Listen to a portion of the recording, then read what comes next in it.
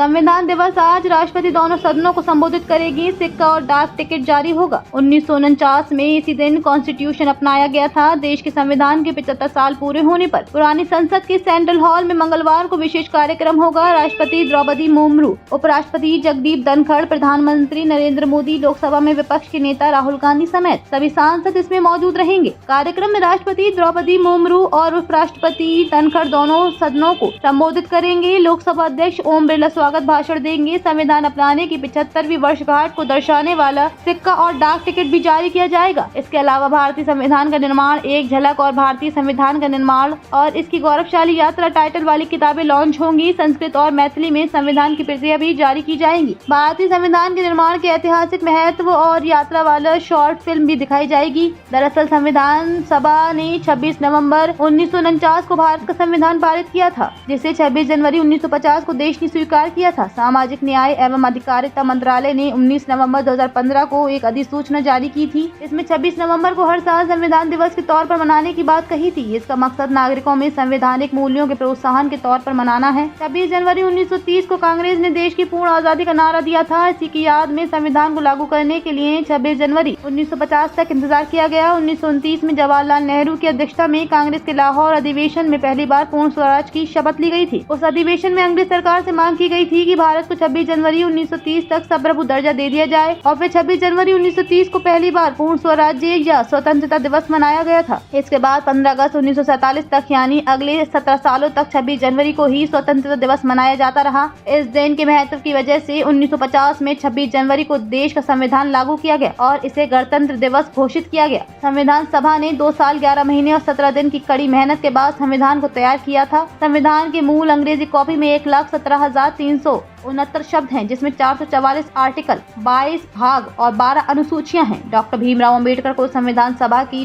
Drafting सभा का अध्यक्ष होने के नाते संविधान निर्माता होने का श्रेय दिया जाता है। मगर प्रेम बिहारी वे शख्स हैं जिन्होंने अपने हाथ से अंग्रेजी में संविधान की मूल कॉपी यानी पांडुलिपि लिखी थी। इस काम में उन्हें 6 महीने लगे और कुल 432 निब घिस गई।